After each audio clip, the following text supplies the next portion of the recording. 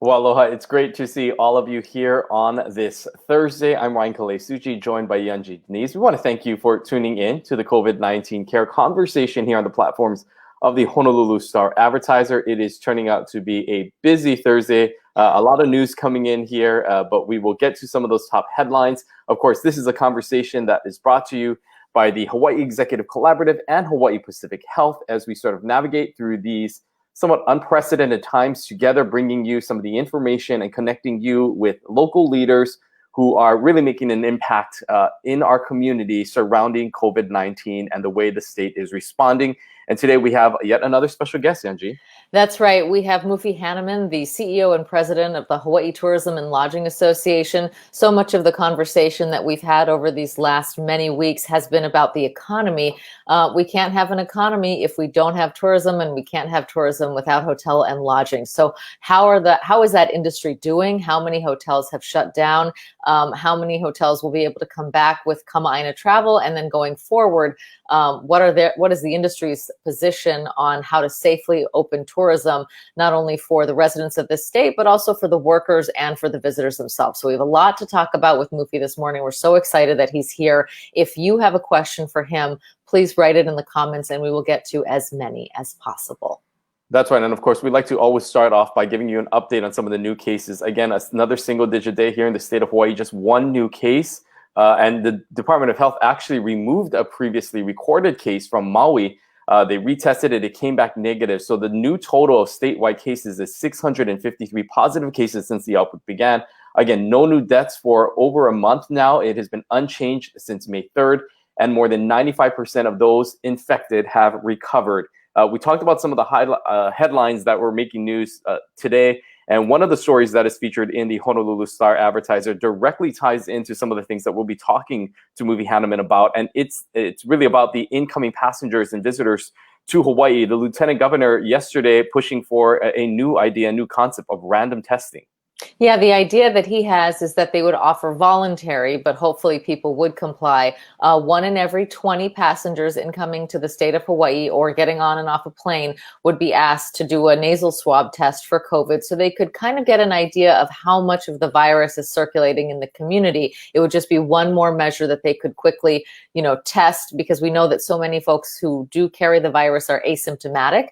And so we'd love to get Mufi Hannemann's thoughts on that. We welcome Mufi Hannemann, President and CEO of the Hawaii Tourism and Lodging Association. Thank you so much for being here this morning. We saw a quote from you in the paper this morning saying that you think that this is a good idea.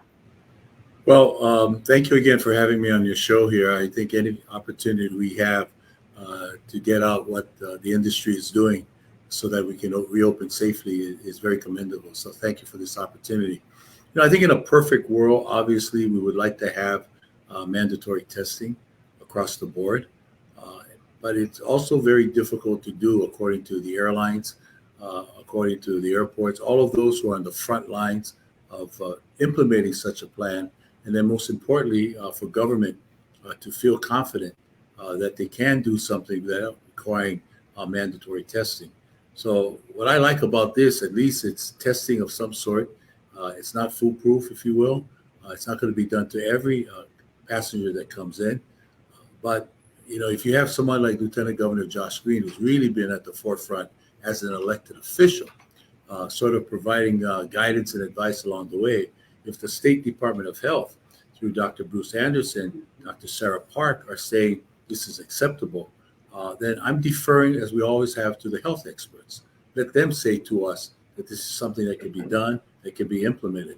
So my position is basically that if it passes muster with them, and they're saying that this is a key component for us to reopen, then what we have to do from the hotel side and every visitor industry stakeholder across the board, the attractions, retail, restaurants, have to make sure that they have standards in place. So when that person leaves the airport, he's a healthy traveler by all accounts, and that we will receive them as they do business here, as they stay here, in a form that we can continue to maintain the fact that they will be in a healthy environment. So our standards was written, put it together from HLTA. I authored it. with all the hotel brands that were involved. We have hotels that are members of labor unions. We have others that are non-union. We passed it on to all of them. It's minimum guidelines that was written, taking into account what national organizations are saying, whether it be the Restaurant Association, whether it be the Hotel Association. But most importantly, it was an eye towards making sure, the workers, first and foremost, are going to be protected and they feel safe to come back to work. Number two, obviously, for those that visit us, be it Kama'aina or travelers, that they will be entering a health and safe environment. However, as it's always been proven, if someone should be ill while they're here, for whatever reason, we have a plan also that will go forward to make sure that we put that person in isolation, that we have them tested, and that we basically provide accommodations and then get them to a hospital if need be, when the Department of Health also gives their okay in that regard. So that's why I think it was really important. I say to our members that I want to go to the Department of Health. And of course they say, well, there's so many other things to do. I said, ours is very important. I want their approval. I want their stamp of approval, because then we can go to the mayors and say it's been vetted and also approved by the State Department of Health. And because the counties do not have a Department of Health. I know that very well. I haven't been a former mayor. But I think it's all good, because once again, we want to restore trust. We want to have confidence. And let's keep in mind, people are not automatically going to come to Hawaii when we open up. There's a great amount of anxiety out there, people not wanting to travel. In fact, I saw a survey that said 30% of Americans want to wait till 2021 before they travel. So, but I think that's all good, because we're not going to open ready to go all at once. There are ramp-up costs that have to be factored in, making sure that you train the employees of the hotel to recognize there's a new normal. So it won't be like overnight. And they may also open up very gradually, because you won't have the occupancy that you've seen in the past. The airlines have said only 60% of their seats are going to be available. So that's 40% less. And the hotels will probably also adjust accordingly. We have about 111 hotels that are shut down right now, and probably nearly less than 100 that are operating. So for the major brands to open up their resorts, it's going to take a while for them to do that, because they have incurred significant losses. So we have said to government, our leaders, please give us a schedule. Please give us deadlines. So if you say inter-island travel will open up on a specific date, we also need to know when you expect to give the approval for domestic or possibly bubble travel internationally, so that we can plan accordingly. I'm all for opening up inter-island travel. I think that's the way to go, making sure that families that haven't been connected, local families, have the first chance to travel in a safe way. But let's face it, that's not going to provide much of an impetus or motivation for all the hotels to open up, unless they know that shortly thereafter, or 3 weeks thereafter, 4 weeks, whatever it is, that inter-island travel or, transpac travel or international travel can take place. I want to ask you about those hotels specifically. You mentioned some of them continue to remain closed. Will some of these hotels potentially be opening up when the neighbor island travel begins? Could you see some of them being able to operate just based on Kama'aina travel, or will it take the opening of the state to other guests in order for them to have the numbers to be able to financially be able to open up? They've been losing millions a day by not being able to open up. So I think it would not be a really realistic scenario for them to open up once inter-island travel begins. So I really believe the best candidates are those that are currently operating. Perhaps some will be ready to come in because they're ready to go. They're not having as significant losses as some of the major brands are. So that's why I said earlier, if government can give us a schedule, say on this date, this is going to happen. On this date, we'll be able to reopen for you. Then I could see them stepping up and maybe open gradually and taking advantage of neighbor islands to do what I've always said is a is the preseason game. Preseason game is when you kind of get ready for the full season. And so when the season begins, you know what, you're ready, you're ship shape, you know exactly at that point in time what demand would look like. Everything is based on future bookings and so forth. So it kind of be a soft opening as I see it. And I want to be able to say that unequivocally because there are those that feel that 10 million visitors will start coming back. It will not happen. I can tell you that it's just not a realistic scenario that all of them are going to come back at once. Besides, I've been advocating for the longest time throughout my public service career, and now in this private industry position, and Chris Tatum, the head of HTA, that we want responsible tourism. We want sustainable tourism. We want tourism that local people can feel good about, that they can benefit from. And we all know that there are challenges to basically make sure that that occurs. So we're beginning right now in dialoguing with those that have good ideas on how to do responsible tourism. And we recognize that that's a very important part of reopening. Not only do we do it in a safe manner, but also assure the public that this is not going to be a rapid rush to try to get many people here as possible. It ain't going to happen because we want to make sure that we do as much as we can to prevent that second wave that is a possible candidate again, especially in the fall if you reopen. You know, government has not given us what you're asking for. We don't have a date for when that will reopen. And there's so much economic uncertainty that comes with not knowing those plans. Given that landscape, how much longer can these hotels, we know that whether they're open or closed right now, the vast majority of them are losing money. I can't think of any that are actually really making it. You know, how much longer can they sustain this? Do you expect some major hotels to pull out of Hawaii, to shut down? What does the landscape look like? Well, we were really alarmed when one of the economists said that it'd probably be, for all practical purposes, that we reopen in September. I can guarantee you that some will fold if they have to wait that long because they're losing tons of money. And keep in this perspective, even though a person may not be working and is receiving, assistance from government as they are unemployed, we are very committed to maintain their health benefits. That's very important. We've been carrying that for 3 months as they've been unemployed. So on July 1 has always been the magic date that we said we got to reopen because that's another cost. So some of them are just spending $1 million to $1.5 million just to keep the health benefits. And that's very important because we don't want to bring people back to work if they don't have health insurance. So that's a deadline that we've basically communicated that to our leaders, that the sooner that we can start opening, that we can plan, we can forecast. I know the unions, both IOW and Local 5, have stepped up to the plate to also cover some of the things that they need to do as their member associates are out of work.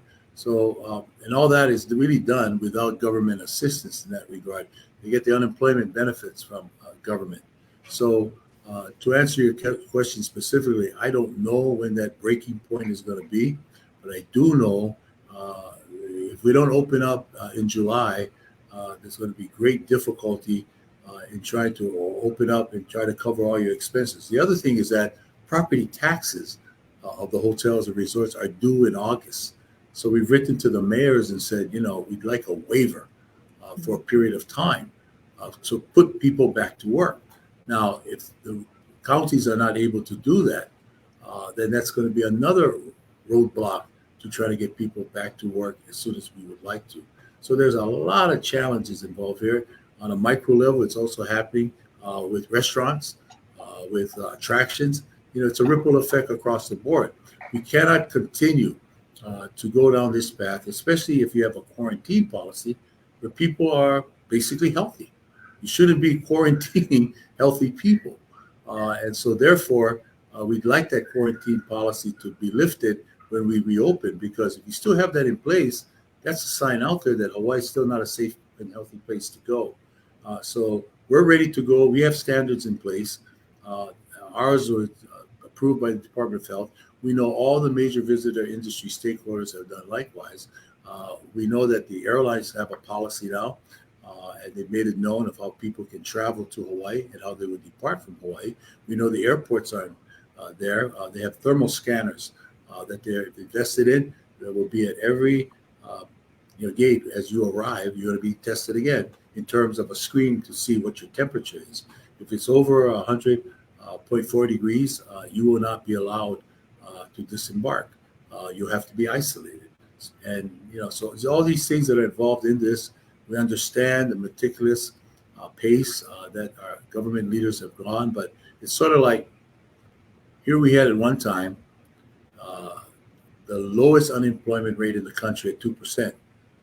And now we're like number 2 or number 3 in the highest unemployment rate in the country. So there's got to be a balance there. If people are really out of work, then how do you find that middle path to be able to bring them back? So I commend Lieutenant Governor Green, who has been an ardent supporter of mandatory testing, to kind of see a way that we can still do that, albeit it's not every person, but because the way that you fill out the forms, because of the temperature checks that are going to be taken on both sides, intensive screening, all the new normal ways of being part of whether people boarding the airplane with a mask on, all those things, social distancing, as I said earlier, not being able to fill your airlines to full capacity, and coming here, recognizing that we also have to set aside some rooms for those that may be sick while they're here, because we should isolate them until they get tested and find out whether they in fact have been infected.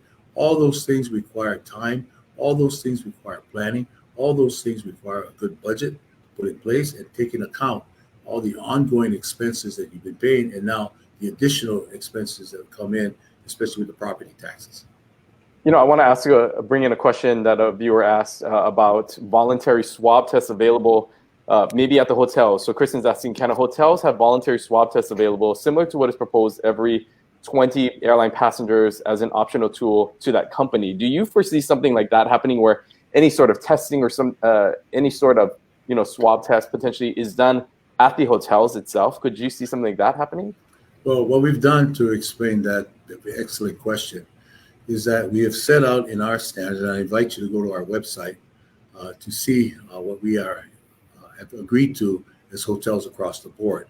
There's nothing to prevent, because these are minimum guidelines that, as I said, include things that CDC wants, OSHA wants from a federal perspective, and also what our local government is asking for.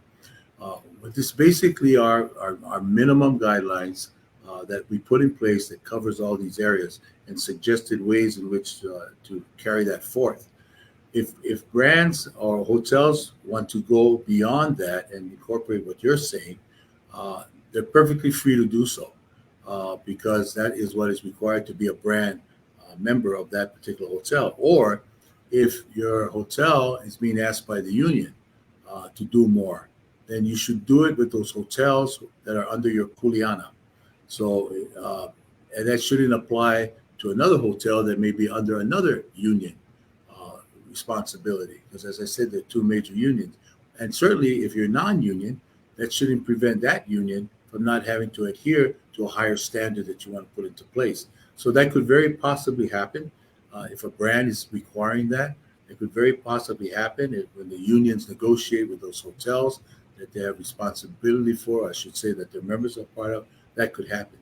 So that's the answer. I'm interested in the safety protocols that individual hotels that you sort of set forward as an organization. What will a traveler experience be like when they start to go back to hotels?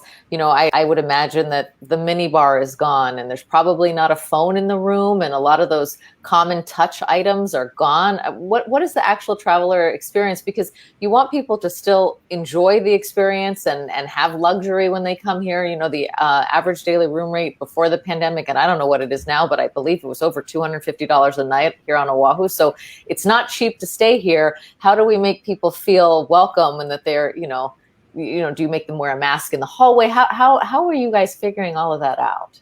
Well, all the aspects and protocols that have been communicated now as we have worked our way through this whole pandemic situation, where very few incidences are being reported each and every day is the result of that game plan that was laid out. Wash your hands, make sure that you do it constantly. So certainly wearing masks when you go out in the public, and of course the physical distancing. So all of those components will be in place. I think the difference now, when you come to the resorts, you will find a much more intensive effort to assure people that are going to stay there that here are the rules. So they'll be given that as soon as they come into the hotel. We have said to them to make it very clear, communicate where these areas are going to be strictly adhered to. Another example I give you is the traditional giving of the lei. In the past, that's always been welcome to Hawaii. You get it at the airport, you get it at the hotel. Well, that's going to have to be done very differently because of the physical distancing requirements we expect of everyone. So it may be given on basically on a table where you have to put it on yourself, or maybe someone comes to you, maintains that physical distancing, and lays out a tray where you can get your lei. So we're leaving it to the hotels to do that. We said at all those frequently, basically high frequency, I should say, where there's a lot of usage, whether it be you get your water, your bottled water, not your bottle, you get your water in one of those machines that become very, very popular, as we know now. Put your cup there, your water comes in. Maybe that has to be eliminated, perhaps, or constant going back with a cloth, with the proper disinfectant to make sure that that gets done. Social distancing is going to be a part of every hotel. I can tell you that, and even in the restaurants that they operate. It said, like, if you have a 50 person capacity, you'd be lucky if they say it's 25. It could be less than that. That will be strictly adhered to. So it'll be a very different kind of experience. But we'll say that, we want you to leave here healthy. And we want everyone to know that by the communication that's going to take place to ensure that we do that. Rooms are going to be cleaned much more frequently.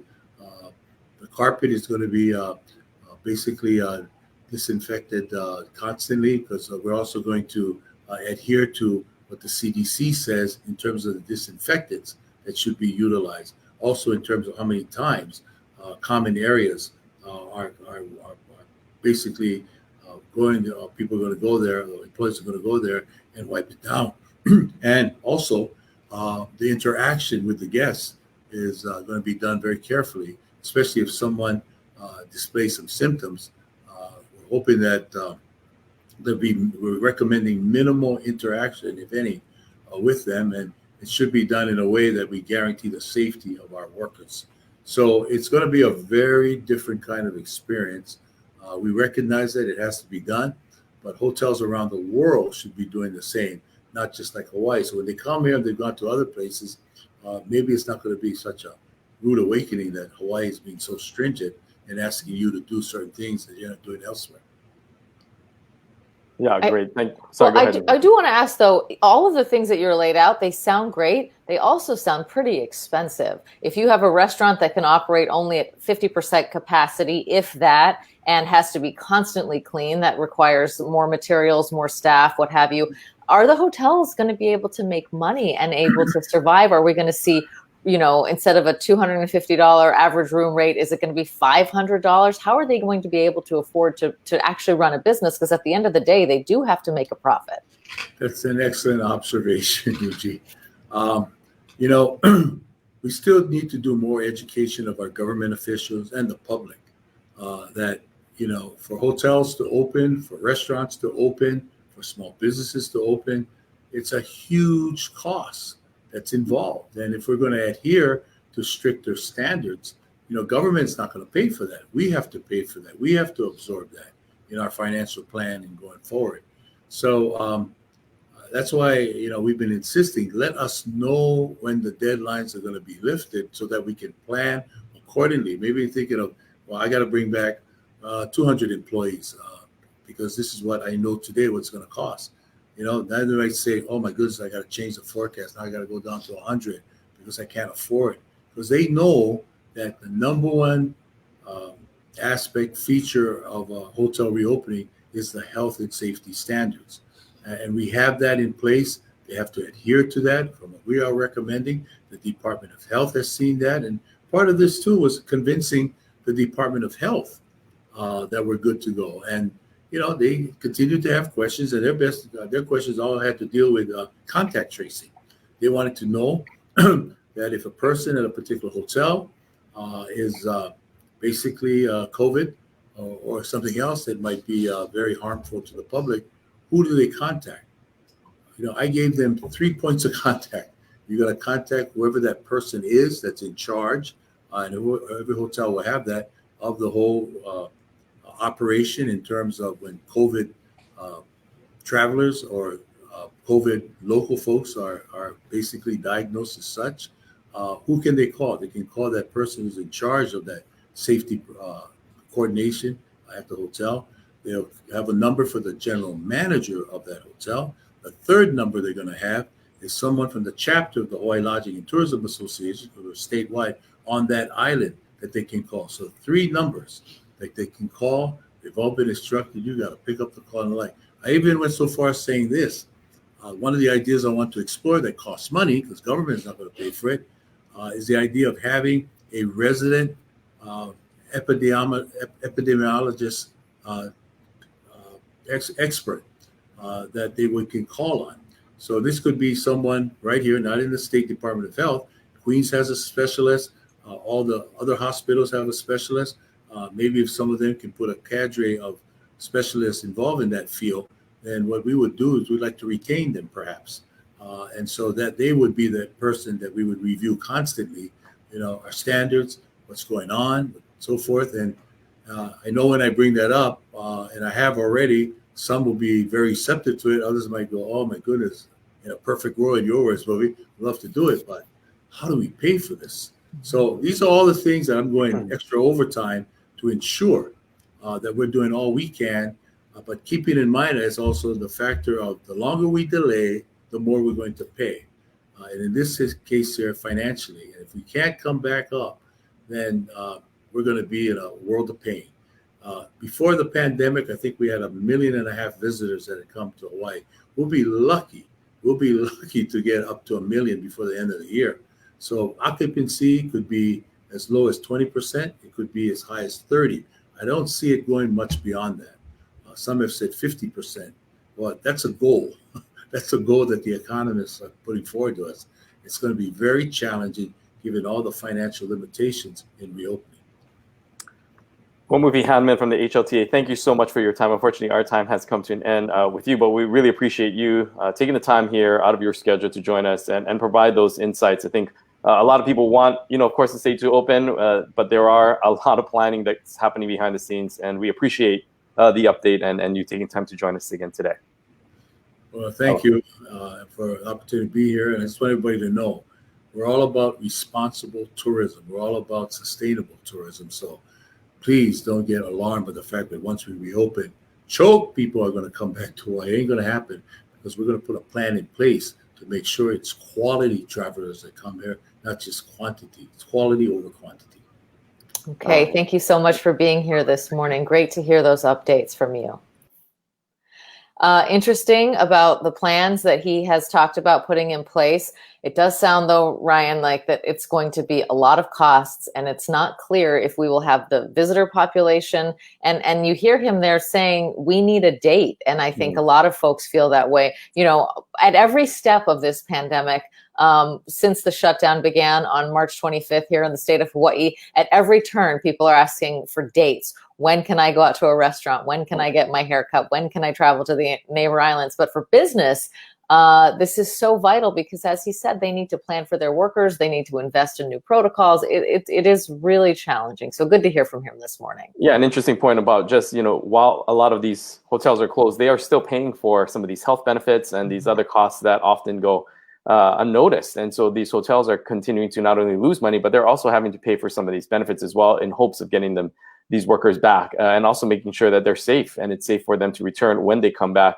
Of course, yeah, you're right with the date. Governor Ige has said on this broadcast that he's weary of giving dates because things are so fluid that oftentimes we can have a benchmark of the target date we're shooting towards. But if something happens, a lot of times that changes. So great to hear an update from him, and we'll continue to keep you posted with any updates as we hear about the reopening of Hawaii and, of course, the visitor industry. Yeah, and we love to read your comments. Ingrid, I see you. Choosing a date would be irresponsible. We have to act based on health and science.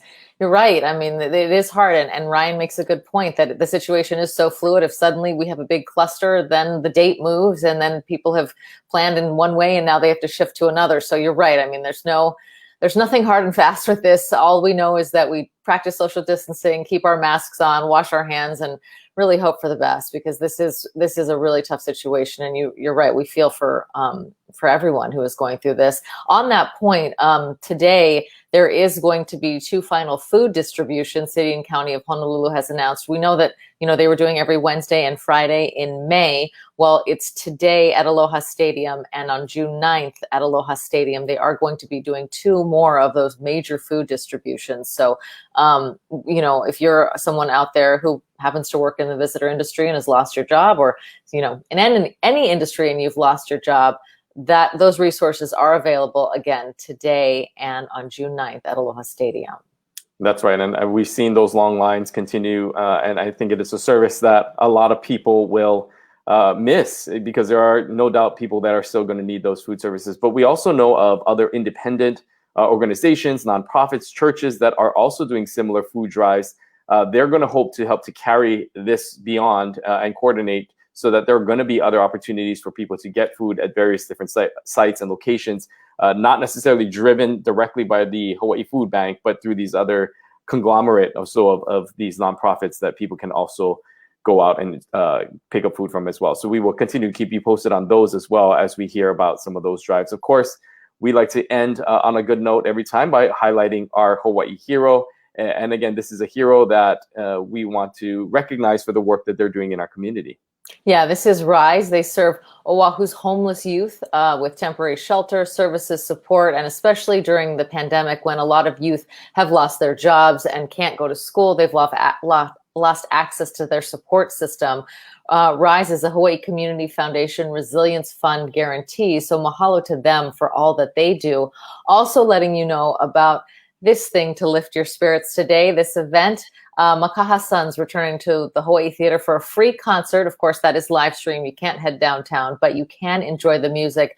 And they will be joined by Raiatea Helm, who has one of the most beautiful voices, I think, in our state. I just love to hear her sing. So we are so excited that the legendary Makaha Sons and Raiatea Helm will be streaming live on Facebook through the Hawaii Theater at 3 o'clock this afternoon. So if you happen to be home, turn on your computer and listen to a little bit of Hawaiian music to lift your spirits. That's why we want to, again, recognize all those who are doing great things in our community. Coming up tomorrow, we have another special guest. We have Peter Ingram from Hawaiian Airlines, who are going to be talking a little bit more about the changes that Hawaiian Airlines has made as Neighbor Island Travel begins to open up again, some of the implementations of some of these restrictions that we've been hearing about, and how checking in and the overall airline experience is going to change for a lot of people. And so it'd be great to hear from him. Also get an update on Hawaiian Airlines and just the overall impact that this has had on them as a company. So we encourage you to come on back here at 10:30 tomorrow to hear more about Hawaiian Airlines and their efforts. Thank you so much again for being here. We appreciate all of you. Make sure you watch that concert today at 3 to feel good about living here in Hawaii. Enjoy the beautiful day as much as you can. And we will see you right back here for Aloha Friday. We will be joining Peter Ingram, as Ryan said. And until then, have a great day. Aloha.